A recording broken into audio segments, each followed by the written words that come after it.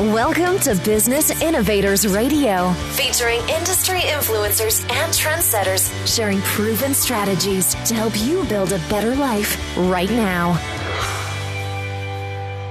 Hi, everyone. This is Tammy Patzer, and I'm really excited to be introducing today's guest, Mary Lou Williams. Mary Lou Williams is a professional storyteller and writer, and she's a retired educator who has spent 35 years as a high school teacher of English and also of mathematics. She has a Bachelor of Arts degree in English from Queens College and a Master of Education from Columbia University. She's been a member of the Fort Myers Toastmasters since 2001, where she has earned the Advanced Toastmasters Silver Award, specializing in storytelling and entertaining speaker categories. So she has also been a member of the Florida Speakers Association and was Member of the Year, and she's a member of the Tamiami Tale Tellers of Fort Myers and the Gulf Coast Writers Association. And many people have heard her tell stories or been in her seminars and webinars related to fractured fairy tales. So welcome, Mary Lou. Thank you, Tamara. I'm really interested in understanding a little bit more, what exactly is a fractured fairy tale? Well, a fractured fairy tale, according to the Oxford Companion to Fairy Tales, there is such a tome, is a classic tale like Cinderella or Snow White that keeps the basic plot and characters of the original story, but changes it in unexpected ways, giving it a modern perspective and ironic twists. And there are examples of it in modern media that people are familiar with, even if they're not aware that they're fractured fairy tales. For example, Wicked is a fractured version of The Wizard of Oz. And West Side Story is a fractured version of Romeo and Juliet. And let me see what other ones. My Fair Lady, a fractured version of the Greek myth Pygmalion. So these are all examples of fractured fairy tales that are very prevalent and very, very much in vogue in modern media. So you've actually written many books, but you have some books related. I think one of your books features 10 fractured fairy tales. Can you tell me a little bit more about that? Yes, I fractured some fairy tales because I tell for adults, but I also tell for children. Mostly I tell for adults. And in telling to adults, I can't tell them a fairy tale that I would tell to a child. And I thought to make it relevant to adults and make it relevant to the modern age, I would bring in modern references and anachronisms that would make it humorous and also make it more pertinent and more understandable to a modern audience, and give it a different perspective from the perspective that they originally had as medieval tales. Because the fairy tales they weren't written actually, they were handed down from generation to generation, but they go back centuries even, and they have the perspective of the time in which they were written, which is not the perspective of the modern world. But they have universal truths that are still speak to us across the centuries. So I wanted to keep them, but also make it relevant and give it the perspective of that a modern audience would relate to. So to do that, I didn't even know there was such a thing as fractured fairy tales when I did it. After I did do it, I found out that they existed beyond what I originally came up with. So that's how I came to know about these. I became aware of fractured fairy tales after I started writing them myself. Another example is Joseph and the Amazing Technicolor Dreamcoat, which is a fractured version of the Joseph and the Coat of Many Colors. So it pervades our modern world too, even though people might not be aware of fractured fairy tales, but that's what they're looking at and hearing. So I decided I was going to tell fairy tales to adults, but I was going to make them relevant to adults in the modern world. And so I came up with ways to modernize certain of the classic fairy tales, the ones that people are most familiar with. So, for example, I took the story of Cinderella. I think that's the one that most people are familiar. It's the most familiar of all the fairy tales, and I called it the story of Ugly Cindy, and made her ugly and her stepsisters beautiful, and I switched it around in that way. And I also made it. Instead of her marrying the prince, I have her marry the dance instructor who teaches her how to dance before the ball. So I changed it in a lot of ways. And the other examples of my fractured fairy tales in this book of 10 fractured fairy tales is the Princess and the Pea that felt like a bowling ball. That's a fractured version of the Hans Christian Andersen story. The Rumpelstiltskin rap, I put a rap into the story of Rumpelstiltskin and make it modern in that way. And Hansel and Gretel and the Witch Who Was on a High-Protein Diet. That's another fractured fairy tale. And Snow White and the Seven Vertically Challenged Persons. They're all titles that give the flavor of the fracturing of the tale. All of those make me chuckle, because like the rap, and again, that just is kind of like, because most of us know all of these fairy tales from, because they were told to us as we were children or read to us. And so just the idea when you threw out, Ugly Cindy and the stepsisters being beautiful, or the Rumpelstiltskin rap, or the vertically challenged people, I mean, it makes it funny. So yes. Tell me a little bit more about where you put on your programs. Do you, I know that you're here on the Gulf Coast of Florida. What's going on the Gulf Coast of Florida, and do you go other places, and do you work with people online? I'm curious to know more about that. Well, I tell at various places. I give seminars and performances at the Renaissance Academy in Punta Gorda. I also do the same thing at Fort Myers Beach Library. And I also tell at with a group of people. We call ourselves the Storytellers of the Round Table. There are 4 of us, and from October to May, the season down here, we perform once a month at Naples, in a Naples tea room called Bramble's English Tea Room, and we put on a performance called Tea and Tales, and from 6 to 8 p.m. From 6 to 7, there's the tea, and from 7 to 8, there's the tales, and that's the 4 of us telling our stories. And we tell stories that usually reflect whose themes reflect the holiday of the month in which we tell them. So, for example, in October, we tell ghost stories. In November, we tell stories about gratitude. December, we tell holiday stories. February, we tell love stories. March, we often tell St. Patrick's Day stories, Irish stories. And April, we tell April Fool's stories, tall tales. And in May, we tell Mother's Day stories about mothers. So we do that. We've been doing that. This is the 5th year we've done it, and we sell out most of the time, and we've become an established event at Bramble's English Tea Room in Naples. And we also put on storytelling showcases at the Sugden Theater in Naples once a year. We have 10 storytellers. We gather storytellers from all the people we know and the various organizations we're in.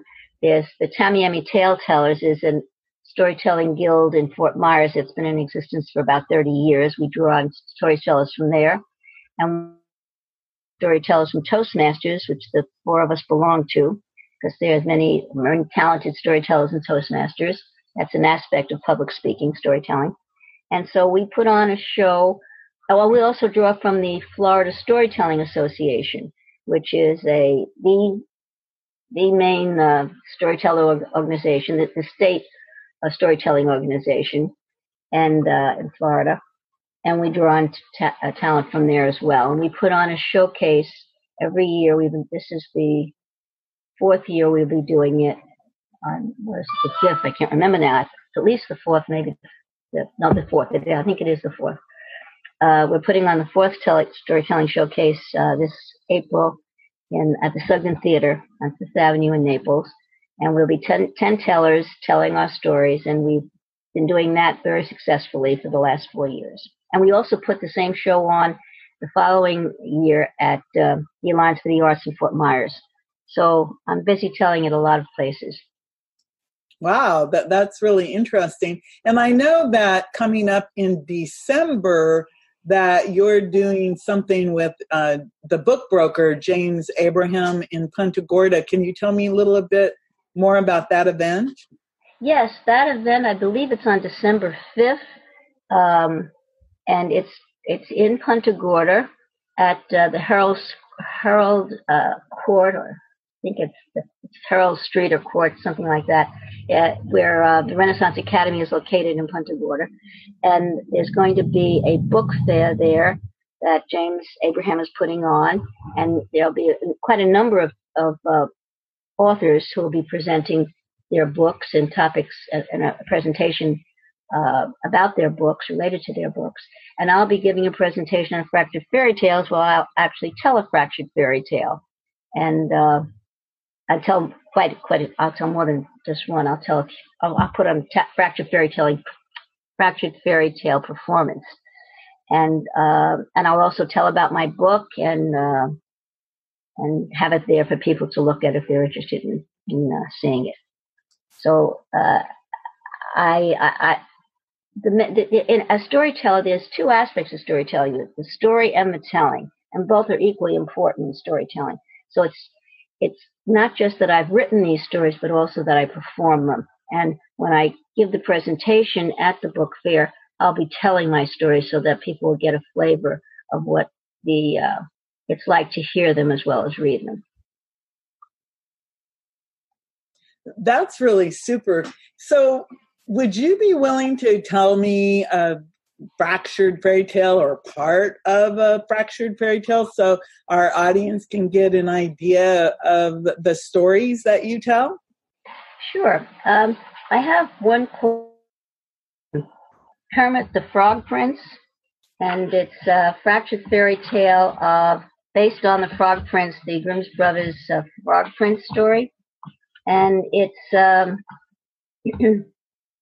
starts off, once upon a time there was a king whose daughters were all beautiful, but the youngest was the most beautiful of them all, and her name was Charlotte.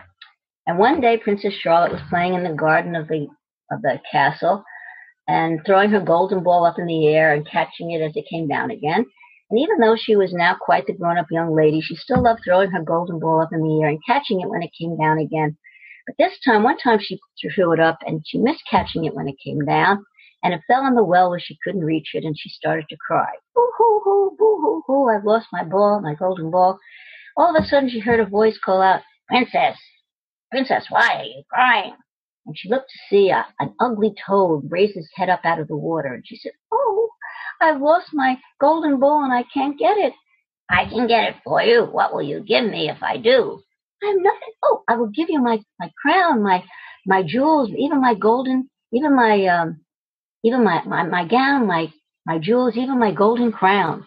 I do not want your gown, your jewels, your golden crown, but if you will promise to cherish me and let me be your companion and eat at your table and sleep in your silken bed, ambitious frog, I will dive down and get your golden ball. Well, Princess Charlotte looked at that ugly head and that green skin and that slimy coat, and she repelled. Oh, she was just recoiled at the sight of such a thing. But she really wanted her golden ball, so she said, sure, dear frog, anything you want, you've got it.